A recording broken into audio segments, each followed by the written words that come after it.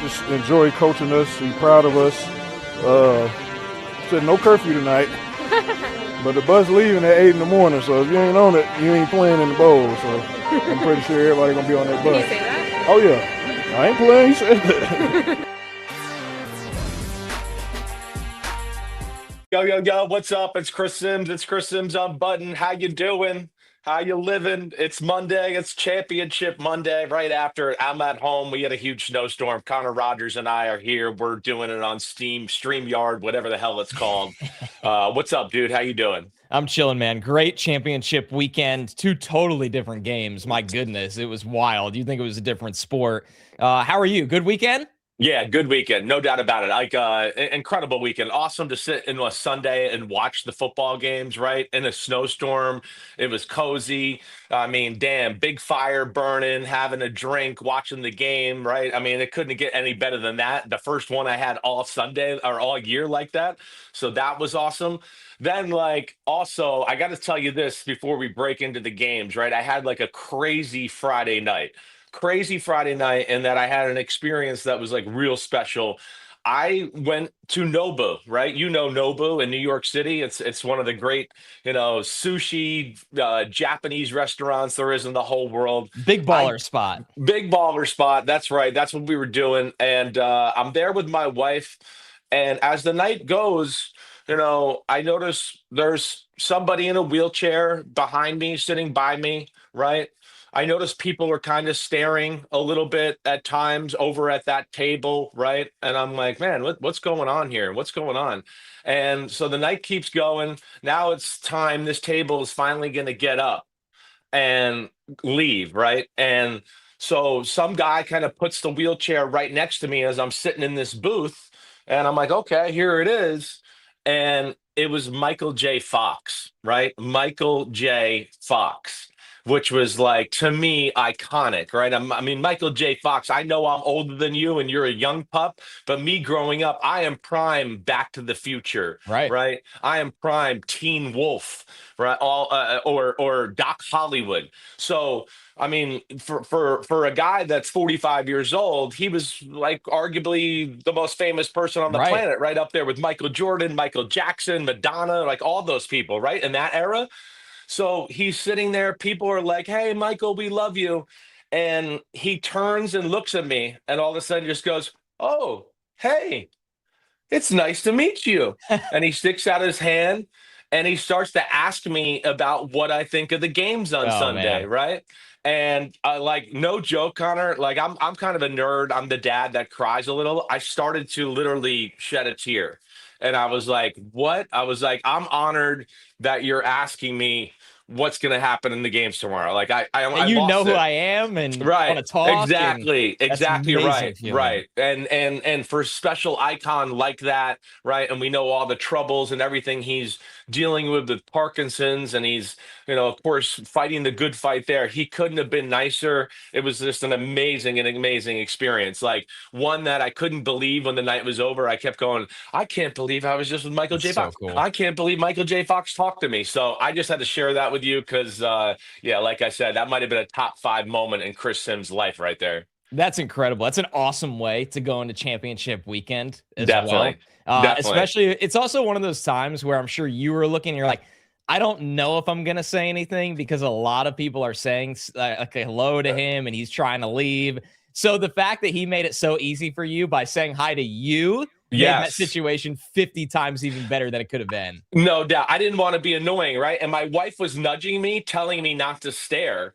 But yet he was like literally right It's here. impossible. And people were already saying things to him. So I was like, I kind of looked at her like, no, it's okay. Everybody's looking at him. And then when I turned back around, that's when he looked at me and he was like, oh, hey. And so, yeah. And I feel even better because I told him I like the Seahawks. I like the Patriots in a close one.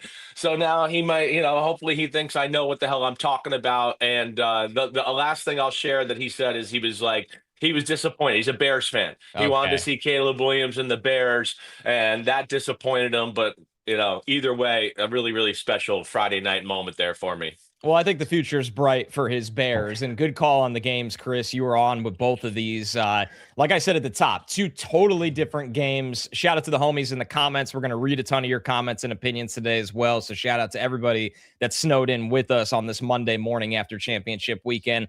Let's get right into it. And we're going to start with the NFC side because this was laser show, electricity, after a game that was much different. The Seahawks beat the Rams 31-27 in a quarterback duel. Sam Darnold not only stood up to Matthew Stafford, Sam Darnold, for now, silenced everybody that thought he couldn't get it done in the big game. He was awesome, 25 for 36. He throws for over 340 yards to 3 touchdowns. Now, Stafford matched him, Chris. He threw for 374, 3 touchdowns, no interceptions in this game. 6 passing touchdowns, no interceptions in this game.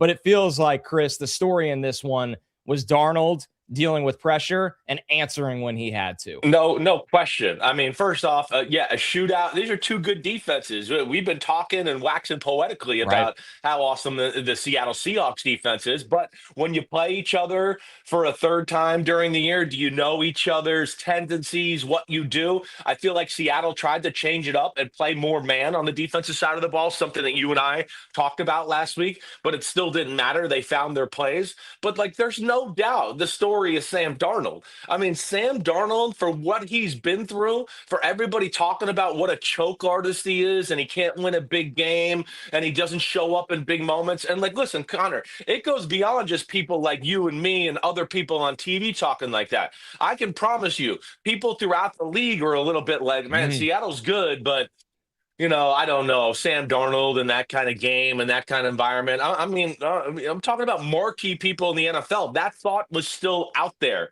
right, with Sam Darnold. For him to play like that in that moment, yeah, I feel great for him. And as we always talk about, and I feel like this is where, I call myself Robin Hood, and we try to give love to people who don't give love or get love at times. It's a team sport, like we've always discussed. He got stuck with your Jets football team, which was an absolute disaster. Yep. And anybody would have looked like a disaster playing for the team at that moment. So that didn't work out. And then he, slowly rehabilitates his career. But he's everything that's great about the NFL and battling back, getting knocked down, battling back.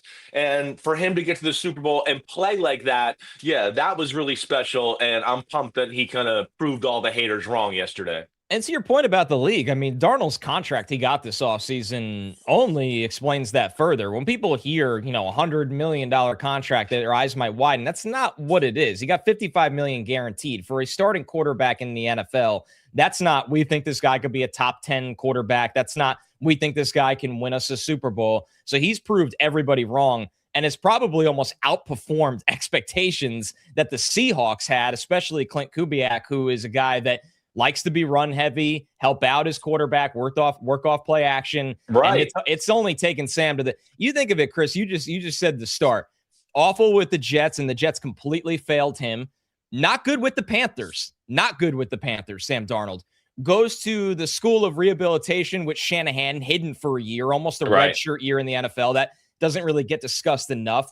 Big steps with the Vikings, but the guy that can't win the big game. And now another 3 steps with the Seahawks. Exactly right. And something that we've talked about where they don't, even though last night it ended up being that way, on a weekly basis, they don't play like, Sam, you got to throw for 320 and save us. And I think that also, helps out a quarterback to know that I don't have to be that guy week in, week out. We talk about that with Josh Allen. We talk about with other quarterbacks at times. He's been able just to be a piece of the bigger cog, the bigger machine of what they are. And then within that, we win in week 18. We do that. We came back and beat the Rams in week 16 at home. I think these have all been little stepping stones. Even last week, a dominant win at home in the divisional round just gives you a little bit more bravado, and you go into the game going, okay, I'm playing good football. I can do anything. And he played great. And the biggest thing, early on in the football game, right, they kind of had control of the game. They're up 10-3. Then the Rams, a long field goal drive, a long surgical touchdown drive, and it's 13-10, and you're going, man, the Seahawks were kind of outplaying them, and now they've let the Rams settle in, and watch out, right? That's what I was saying. It's 13-10. Rams are kind of feeling it. like if Seattle doesn't answer here or get it going, right? I was worried about them a little bit, but answered right away. That to me is one of the big things all night. They always answered back. So there it is, 13-10, and it's before the half, and you're going, man, they got to go try to do something here. And the fact that he hits Jackson Smith and Jigba down the middle of the field for the deep post, right? That then sets up the touchdown pass to Jackson Smith and Jigba in the back part of the end zone. I thought that was a huge moment of the football game to further what you're talking about. Give Sam the confidence. Okay, here we're going. We can make big plays in the pass game and make it happen when we need to. I thought that certainly was maybe the first jump off point for them to be able to go into halftime in a moment where they were probably outplayed in the second quarter to go, okay, we're up 17-13, and we get the ball in the second half. I thought that was a big moment, even though, it's one of the ones we're going to dissect real deep here as we go on. Yeah, it was a back and forth game like this. It was about the moments, and I think the third downs stand out in this one. Stafford was 0 for 6 on third downs. Darnold was 6 for 9, 102 yards and a touchdown, which kind of piggybacks off the point. Darnold, we know the whole ghost nonsense and dealing with pressure. He was 5 for 11 for over 100 yards and 3 touchdowns under pressure, Chris. So basically, every single caveat that comes with Sam Darnold or lingering question, it's hard to say it's forever answered in this game, but for now, in the biggest game of his life, he did answer them. Yeah, definitely. I mean, made pressure throws, his touchdown passes. He had people bearing down on him and made big throws in those moments. The third downs, like you're talking about, to keep drives alive, something we talked about a lot, right? I mean, the Rams, the way their defense had been playing here down the stretch of the year, they just weren't the same defense we saw in the middle part of the year and the early part of the year. Not as physical, didn't dominate the line of scrimmage, right? They got around Sam Darnold last night, but you never felt like he was under like bad pressure to where it was disrupting his flow or anything of that nature there. So yeah, the way he played was phenomenal. And the Rams played a game too where they were like, we're not going to let the run game beat us. We're going to make Sam Darnold beat you. And he answered that bell. And then, of course, taking advantage of opportunity. So you're up 17-13. You go, whatever they went, 3 and out to start the third quarter.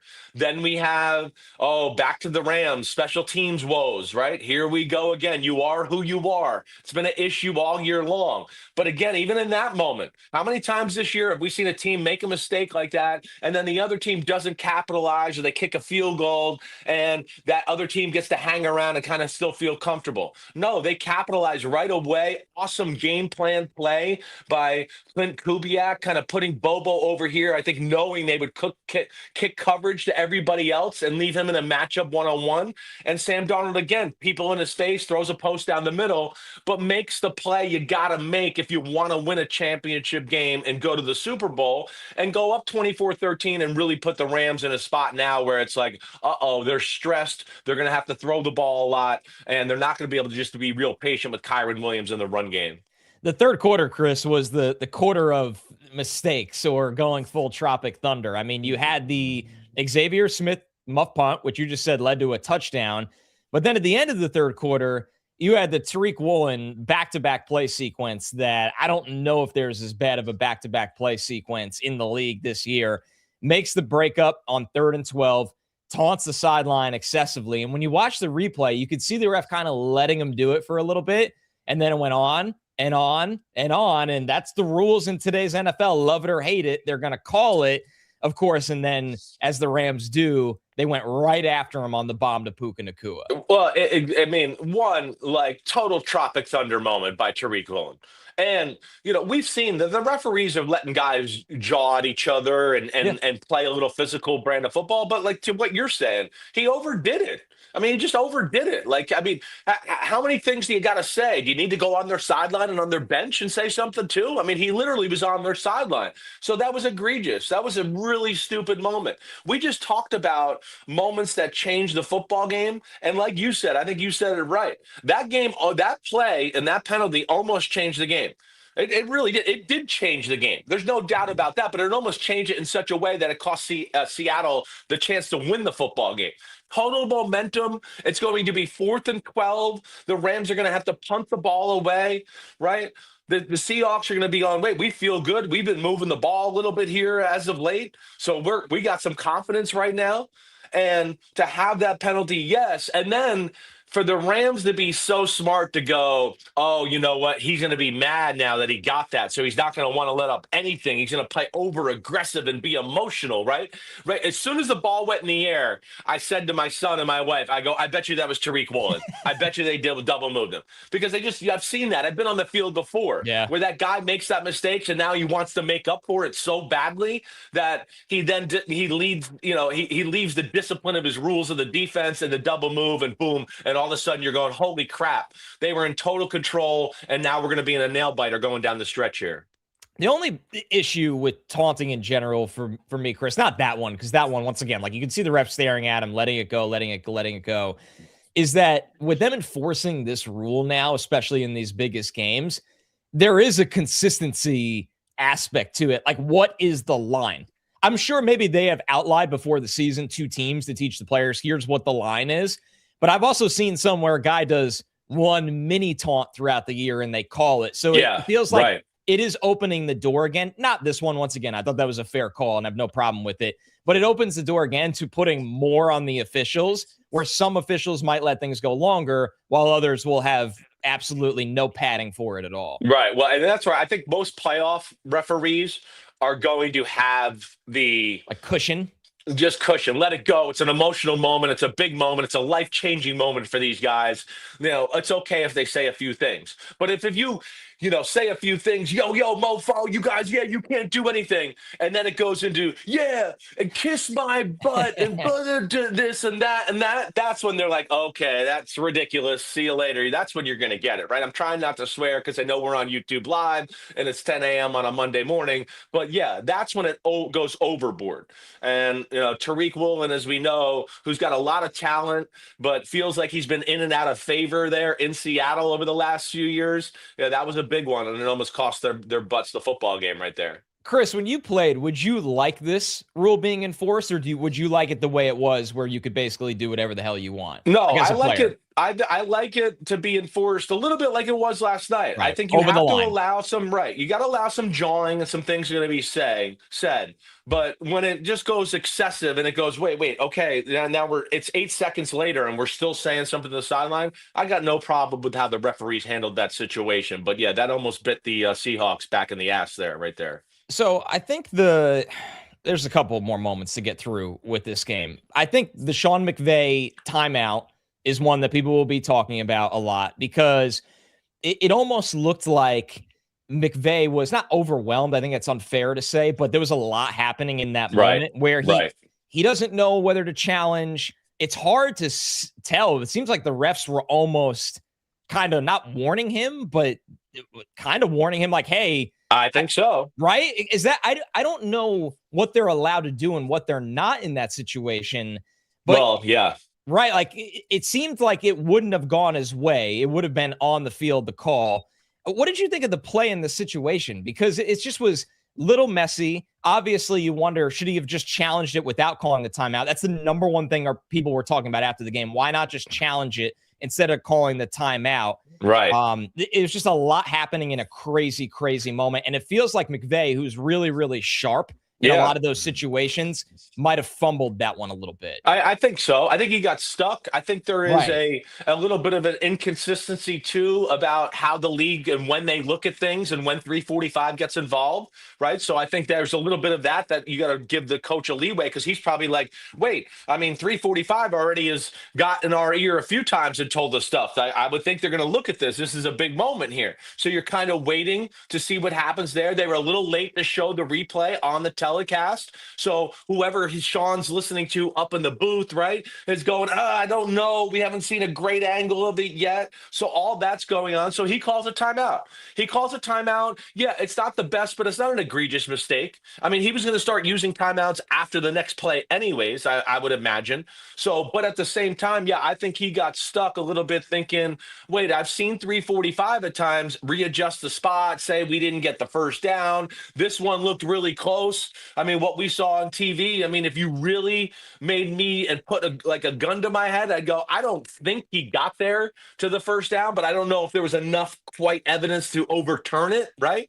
So, yeah, he calls timeout, hoping that the league is going to take a look at it and go from there. And I think, and what happens to what you're saying, I think, Connor, is 3:45 gets in the referee's ear and they go, hey, yeah, I know he called timeout. Tell Sean it's too close. We're not going to be able to overturn this. This is not worth challenging here, right? Those are things that the referees will do for you at times, so you don't waste that in that moment. But yeah, it was a little clunky. But again, I don't know if it really ended up affecting the game like we thought it might, right? That I guess that's what I would say to that. I think much like the consistency and taunting, DPI, all those things, replay assist is now yet another topic, Chris, that exactly this offseason, needs to be consistent too there. What is the line? Because Right. this wasn't under 2 minutes. This is with 3 minutes and 20 seconds left. But I think there should be a different threshold when it's the NFC Championship game. It's the winding down in the fourth quarter in a tight game, massive moments. If not then when? That's my question. Isn't that what it's for? To make sure we get the biggest moments of the season correct? Exactly right. I mean, there's no doubt. I have no problem with that. If the NFL wants to get involved in those moments and be consistent with that, that's totally cool with me. We just want it right. That's all we want. We don't want one team to get screwed over. We want the team to win for all the right reasons. It would have been a tight one. I sit here and go, I don't know if they had the evidence to overturn it on the field, right? It looks like kind of one of those call stands type of moments. But, regardless, they moved on and the Rams had their chances. The other part of that, too, is just, right before that. There was a part of me that goes, the Rams, I have no problem with them going for it, but there was a part of me that goes, wait, you got 3 timeouts. You can make it 31-30, right? You could play some defense. They're probably going to be pretty conservative on that side of the ball. Try to get the ball back and then see if you can go down and kick a game-winning field goal, right? That definitely crossed my mind. You know me. I'm usually Mr. Kick the field goal guy, but this was one here where I go, I don't totally understand them going for it. But I don't know. Did you have a thought there? Did you think they might kick the field goal? So at first I did. I was like, man, with the way the game has changed in this last quarter, maybe they do. I'll tell you why then I kind of backtracked on that. How do you, and it doesn't mean it's right, but how do you not give guarantee Stafford the chance to win the game? Because if you kick the field goal, it's not guaranteed he gets the ball back to win the game. But if you give him the ball with the fourth down, he at least has it in his own hands to win the game. And I think McVay is one of those coaches that has that relationship with his quarterback that it's a democracy there. Like Stafford wants the ball in his hands in that spot. This is from Terrence. Rams not taking a field goal late in the game was a mistake. Could have driven into field goal range with less than a minute left to win the game. Rams, Bears, and Broncos all leaving points on the table. It's been a bigger theme of the postseason and the regular season, Chris. And Terrence, I don't disagree. And Chris, I don't disagree. But just trying to go inside the mind of Sean McVay, that's probably why he handled it the way he did. Agreed. I'm always Johnny kick the field goal, right? We've talked about that, but this is one where I go, I totally understand going for it. You explained it right. I mean, if they don't get the ball back, he's going to get roasted. We're roasting him here today, going, wait, you were that close to the end zone? You got Matthew Stafford and Puka Nacua and Devontae Adams, and you guys settled for the field goal, and your special teams haven't been that good this year, right? So I think all of those things, it's the right decision. But to our man at Terrence, -27W there, I do think he's right in that some of these teams, and we're going to talk about the Broncos, the deflation of going after a long drive like we talked about last week and then coming away with nothing. It's being belittled in this process too easily, right? There is momentum and a lot of positives that come out of that when you go on a tough drive, go, man, we moved the ball down the field. We did whatever we wanted. Okay, we stalled around the 5 or 6 yard line and you come away with nothing. That's deflating for a football team. We talked about this last week. But in that moment right there, I got no problem with it. Ryan Kustak in the chat asked, Chris, should the Rams have gone for 2 on either third quarter touchdown to try to make it a 3-point game? No, yeah. I mean, that last one, I thought about it. I did, but I think it's still – It's the third quarter. You don't know what's going to happen. right? I think that's how I kind of look at it. So we talk about it all the time. I don't want look into your crystal ball. Field a game, okay, right? It's 31-27. If they kick a field goal to make it 34-27, you're only 7 points down. But, of course, if you miss the 2-point conversion and it's 34-26, now you got to score a touchdown and get a 2-point conversion. To me, it was too early in the football game to do that. But I think a good question by you, Ryan, certainly. The Rams match up with Seattle. You know what I think of that Seattle defense, but there's the brains and the scheme the Rams have, their ability to crack the code and figure out how they're being attacked and always having the right adjustments. And the other part of the Rams and what, I don't think they talked about a ton last night, a little bit, was the Rams match up and their O-line can handle Seattle's front in the pass game, right? Weren't you amazed? I mean, at times, Matthew Stafford had all day, right? Seattle was in a little bit of a bind. Their D tackles can usually dominate the interior part of any offensive line. But as we know, the Rams are pretty good at the guard positions. They got some big guys that can hang in there against anybody. Spend a lot of money on it. Right.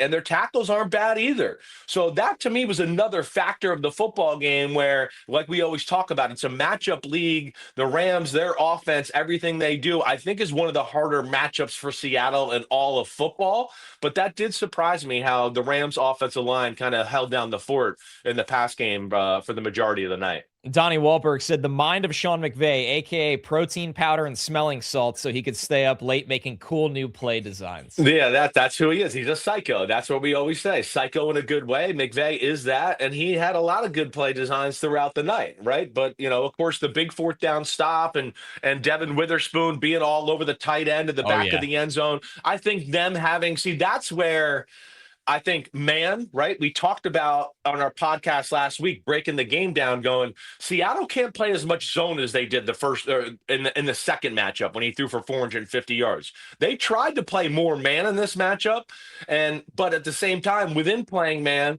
they didn't always blitz, and that led to still a lot of time for Stafford to make the throws down the field. But with that play specifically, that's a play the Rams do a lot, and that's one where you go, man, the Seahawks, they've seen us run that play, they've seen it on film, and Devin Witherspoon was all over it and ready to make the play.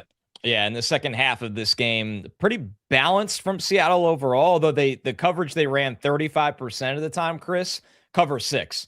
So they were trying to split field it up a little bit against Stafford. Were the man numbers up for them? What were they? Second half man coverage numbers were about 23%. Okay. I'll get you the full game in just a second. So, they're not a team that lives in man. They dabble in it, right? They dabble in 26%, though, in this game. Right. Which would seem like a little bit more than normal for them, right? Yeah, I would imagine they're probably like a 12 or 14, 15% type of man-to-man team throughout the year. But I think they knew. When you play too much zone, Stafford manipulates people and makes things happen and does that. But, I mean – I'm just wow in this fact, right? Like I was saying this as I was sitting there watching the game. And this is what's crazy about football, and that's why it's humbling. You think about it. The Seahawks, the Patriots, 2 years ago, they had two of the greatest coaches ever coaching them, right? Belichick and Pete Carroll. And it's like, whoa, this is a rebuild now, these teams. And here we are 2 years later, where the legends are gone, and then when they were gone, everyone's like, oh, I don't it might be a while before the Patriots or the Seahawks are good.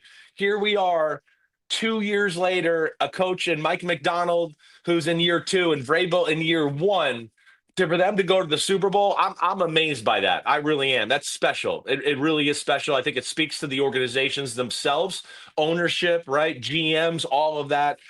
Amazing to replace legends like that and then hit the ground running so quickly after they're gone and be in a spot here where you could be the world champions. I'm with you, Chris, especially since, and I know Drake May's an MVP candidate. I get it. But this story is more about the teams, right? It's not Patrick Mahomes is in the Super Bowl or this quarterback is in the Super Bowl. It's that you have a Seattle team that made what was considered a bold move at the time, trading Geno Smith for not much, signing Sam Darnold. You have the Patriots, a second-year Drake May, who was awesome, but they're not winning on the back of Drake May in the playoffs right now. Both teams have spent a ton of money in free agency. They've hit on a lot of draft picks recently. They've made some trades, especially the Seattle team over the years. And it's the Super Bowl, Chris, that's about the roster more than the superstars that are on the poster of the game. Right. And which I love, right? Me too. I think it's great it's refreshing. It's a team sport.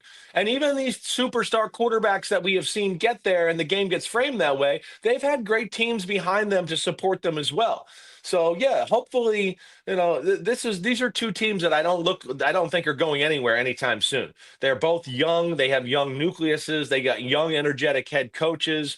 It's going to be about as physical as it gets for the Super Bowl. There's a lot of similarities, right? The two Mikes beat the two Seans. So we got Mike versus Mike in the Super Bowl. And a lot of their core beliefs are very similar with how their teams approach the football game and do that. And I think that's what's going to make it for an awesome Super Bowl 60. On the Rams side, the postgame, of course, was about the future of Matthew Stafford. Sean McVay was asked if Stafford will be back next season.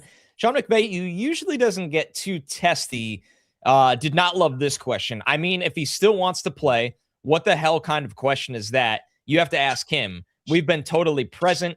I know that if he wants to, he's still playing at a pretty damn good clip. And when Stafford was asked, he said, I can't generalize 6 months of my life 10 minutes after a loss.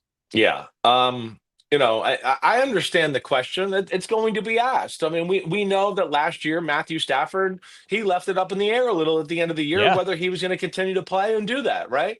I would bet that he's back, right? McVay's a little bit annoyed by the question, okay, because he's going, I hope he's back. Right, doesn't want to deal with that. He doesn't want to hear that. He's just going, we could have won the Super Bowl. I mean, a few plays go different here today, and we're going to the Super Bowl, and who knows what happens in 2 weeks. So, yes, I think right now that probably just annoyed McVay from that standpoint to go, we're on the precipice here of being an NFC championship type of football team for the next 3 or 4 years, right? And that's where I think Stafford would look at that and go, yeah, let's run it back. The way he's playing, his arm has lost no juice, right? Yeah, he can't move or run. We saw that. It's rare for him to do that, but he doesn't need to play that way. They protect him and find other ways to get the ball out of his hands and do all that. So I'd be shocked if he wasn't back to take advantage of what this team has to offer. Stafford will be turned 38 years old the day before the Super Bowl. So his age 38 season next year. Chris, I'm with you. It feels like the big question with the Rams is going to be, unless he shockingly isn't back, are they going to draft someone to develop behind him in this draft? Or if you're the Rams, who operate more in this way,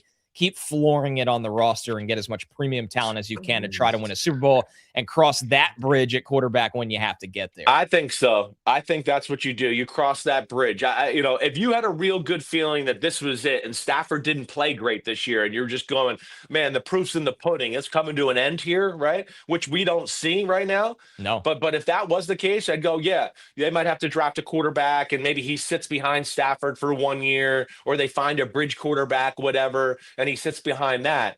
But no, I think with where they are as a football team and the picks they got, I think that you're right. I would probably push it all in the middle of the table and go, wait, we're already one of the best teams in the NFC. Let's become the best team in the NFC and truly have a roster that's scary. And they have a chance to do that this offseason. Let's go to the AFC side. Much different game. The Pats beat the Broncos 10-7.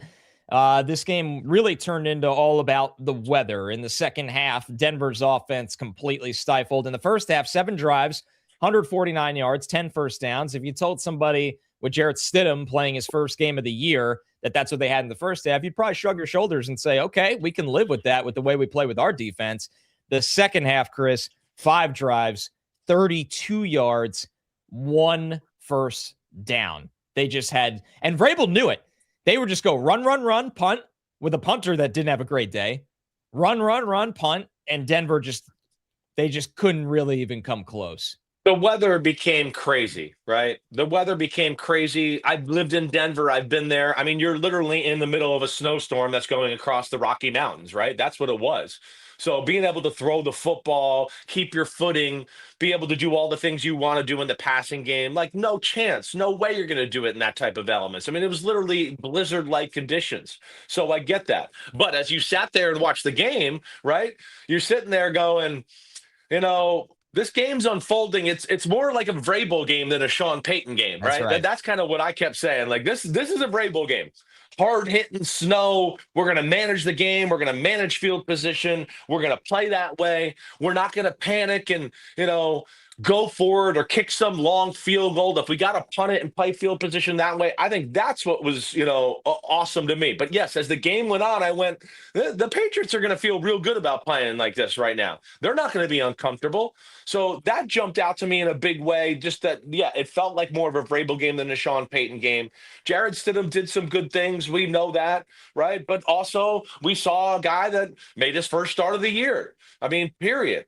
I think, baseline comment right off the bat, I was shocked early in the game how conservative. I expected Denver to be conservative on the offensive side of the ball.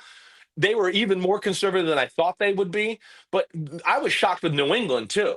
I mean, I think New England kind of showed you that, one, I think there was two things maybe at play in the game. They went, one, let's see if Denver's offense can really move the ball. So that maybe led New England to go, let's be a little conservative and be careful. Let's not let their defense win the game, right? So I get that aspect too. And I think another aspect of something we talked about during the week, I got the sense early in the game too, they were like, unlike Houston, who didn't recognize their quarterback had been a little shaky, right, last week and just went, go ahead and play. I think Vrabel and Josh McDaniels are like, Drake May hasn't been his best, so let's not let him through a little cold streak right now, expect him to make some crazy plays here to get us going in the start of the game, and then it becomes a mistake, and it's like, oh no, we're down 7-0 or 10-0 on the road against this defense. So I think that was the shocking part to me, especially early, just the approach by the Patriots and the fact that they were so conservative with a guy that, like you said just a minute ago, might be the MVP here in a few weeks.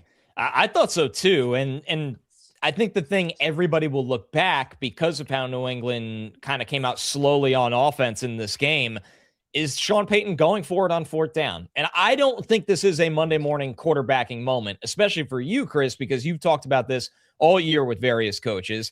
It's early in the second quarter. Denver is leading 7-0 and their touchdown. Controlling the football game. Controlling the game.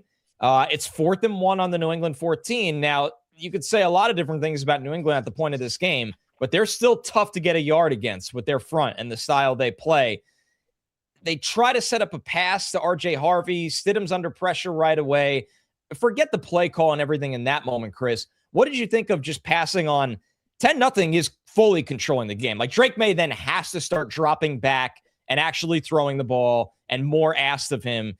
And this is where the momentum really began to turn a little bit, at least. The dumbest decision of the weekend. Insane. That's not even close, really. You got one of the best defenses in football, if not the best. You're at home. It's loud as shit in Denver. It's hard to play there. You could see the Patriots' offense is rattled already. They're not comfortable. They can't get anything going. To your point, too, right? The Patriots D-line throughout the day dominated the Broncos offensive line. And you heard me say a few weeks ago, I think the Broncos offensive line is a little overrated. I have felt that. Bowles is awesome at pass protecting. The rest of the guys, they're not real special to me. But at the same time, it's a 4th and 1 in that moment. You got a backup quarterback. You're not going to be able to run the ball up the middle against a Mike Vrabel defense. They're going to play against that. And then you call a play that, really almost every defense sees that play once a week in a regular season football game.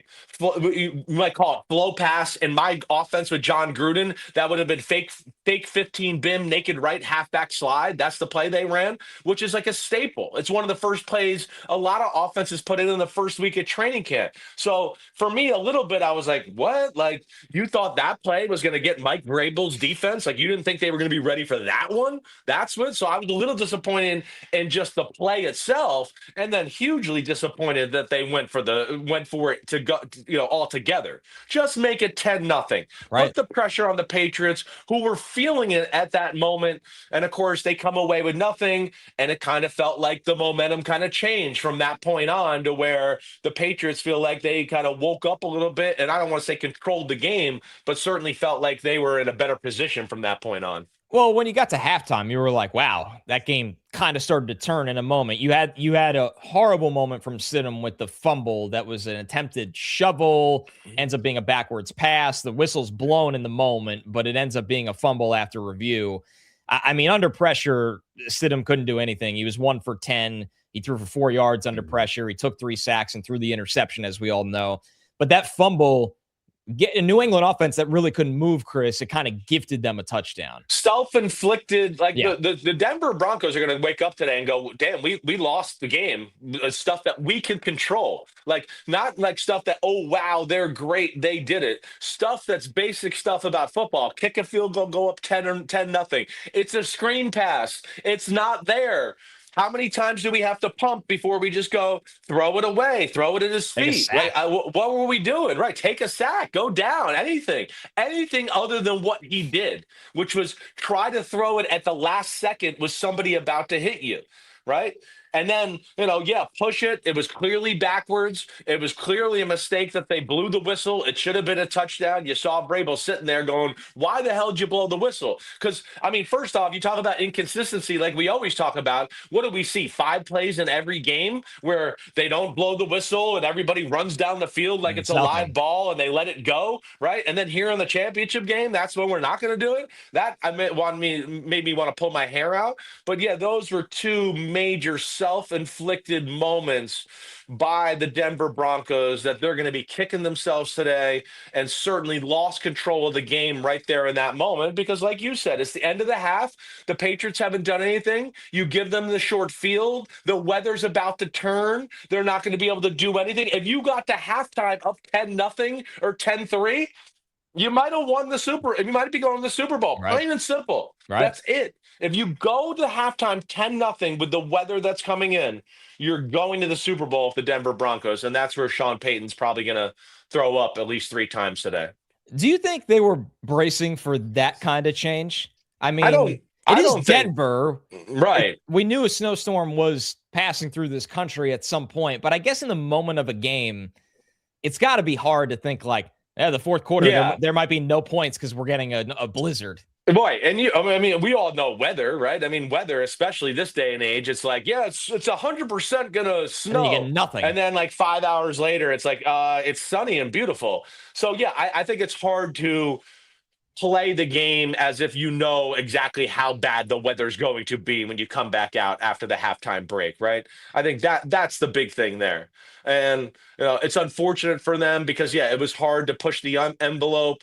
You had to basically play the field position game, and that's where I thought the Patriots were phenomenal in the second half. And I just off of that, like Josh McDaniels, I got to give him so much credit. A guy that I was there in Denver. He was the head coach of the Broncos. Josh McDaniels, my thoughts about him. I think he's one of the best OCs and best offensive minds I've ever been around, right? He got a little bit of an unfair deal when he was in Denver. I'm not going to get into all the details of it, but regardless, right, you could say what you want about him as a head coach. He is phenomenal at game planning, calling plays, and some of the plays he called, even in that snowstorm in the second half, right, were the reason the Patriots won the game. Yeah. And that's where Vrabel with McDaniels, that combination and their ability to manage football games and all their years of playing for Belichick and the Patriots, it really makes them special in that way. I mean, Connor, like one of the plays that'll never get the glamour it deserves, to call the flea flicker, right, in your own area. It's snowing. You're with the wind. You go, this might be one of the last few times we can throw and make an aggressive play. Forget about trying to score points. It was all just about flipping the field position.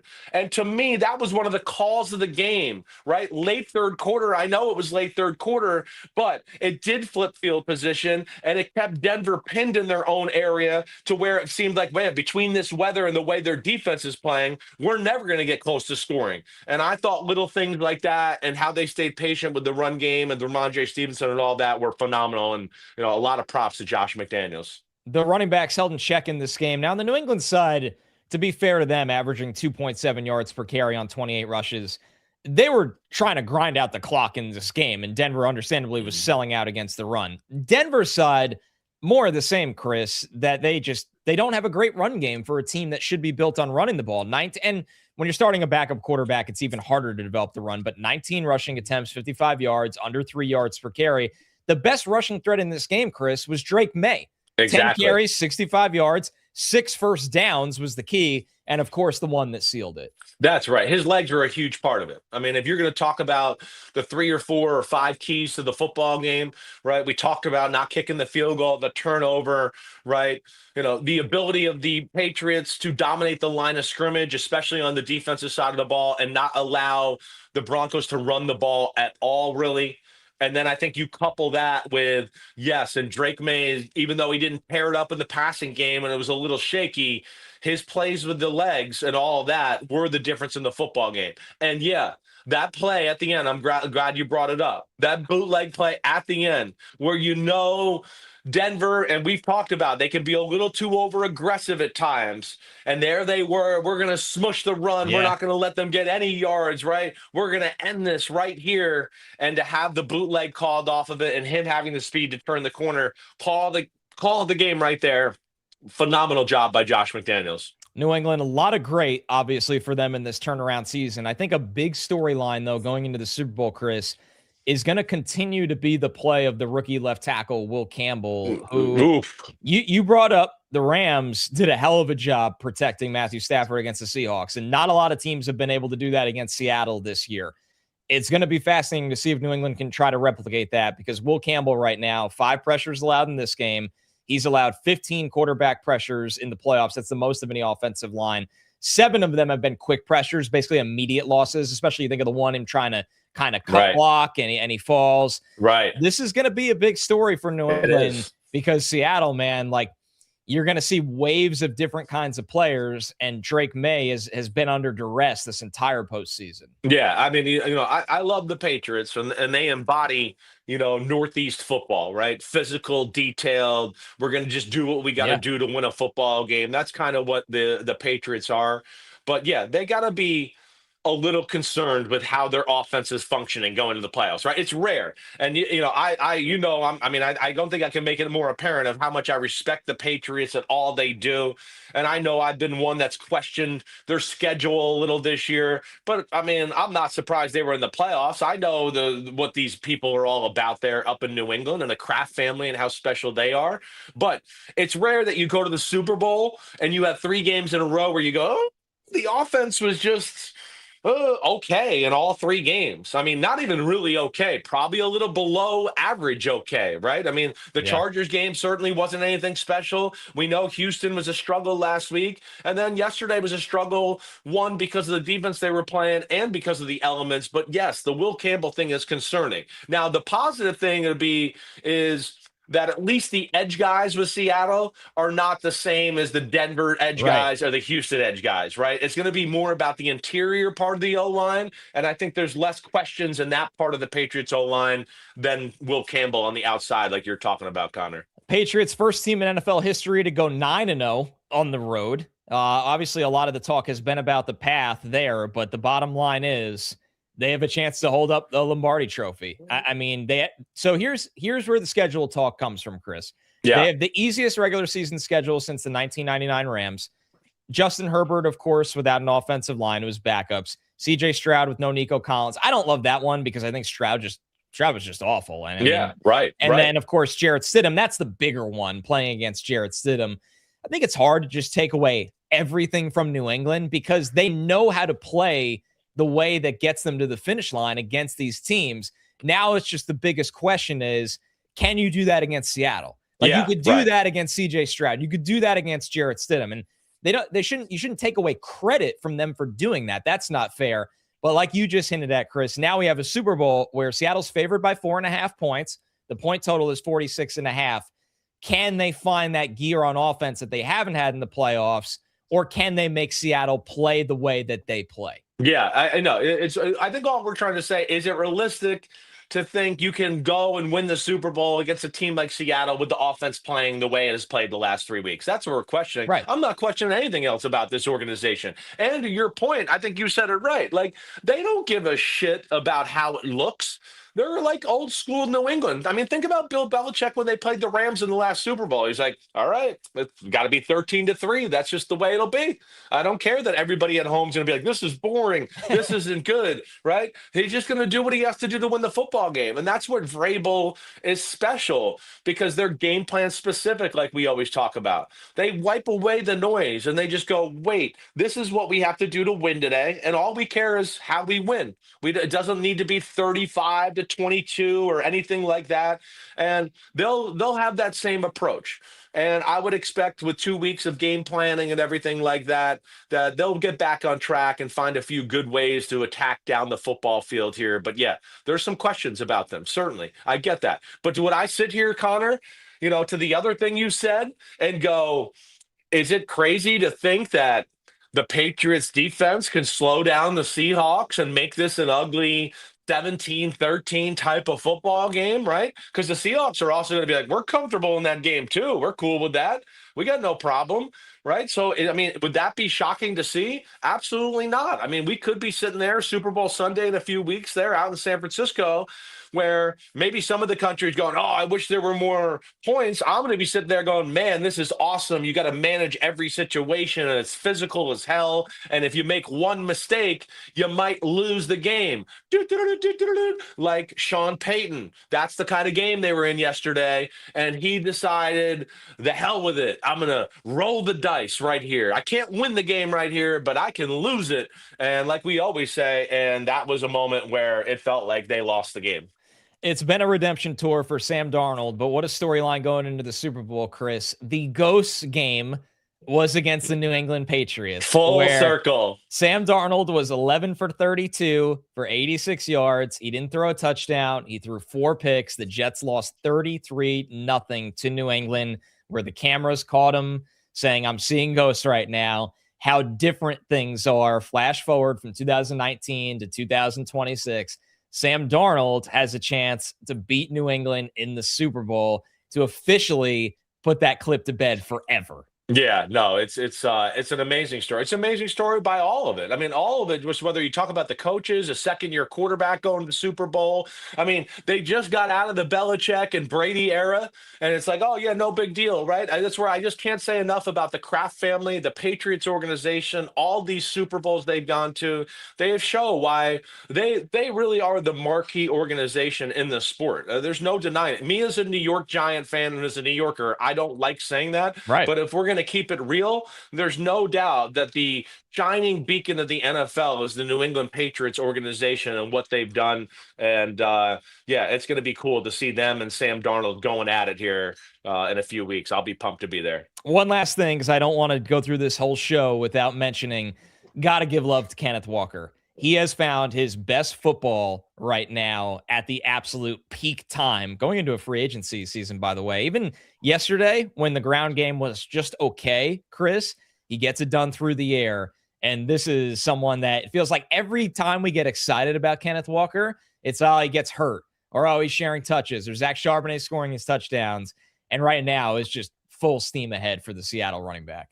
He's a freak. I mean, there's no other way to say that, right? I wrote that one point here. I got my phone. If anybody's wondering why I'm looking down, because I got all these notes I write myself during when I watch the game. But I wrote that a number of times, right? I mean, we saw in the pass game, he's damn good too. One-on-one, like, he can run by anybody. You better be careful who you got covering him.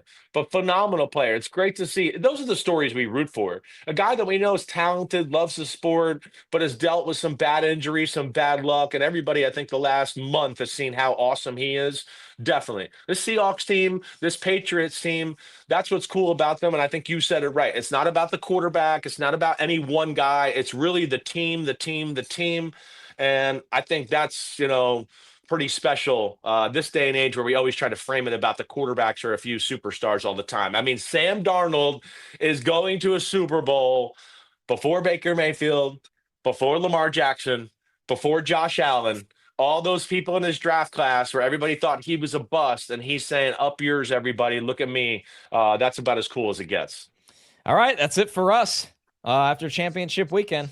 Bada bing, bada boom. You know where to find us. We'll be back tomorrow, 2 p.m. live. I think we got to figure some things out, actually. We're going to have to game plan some stuff because I am supposed to go to Seattle to do some interviews for the Super Bowl pregame show. And I don't know if I'm leaving tomorrow or the next day. So we got to figure that out. I'm trying to get to the Senior Bowl. I think we'll be on 2 p.m. live tomorrow, but I don't really know that for sure. So hang in there with us. We'll try to get word out to what we're doing, but you know where to find us generally. Anywhere you find your pods, you can find Chris Simms Unbuttoned. Subscribe, rate, review, get at us. Appreciate all the questions and the conversation today in the chat. Connor, you the man. Appreciate you driving the ship as always, dude. Good luck getting to the Senior Bowl, all right?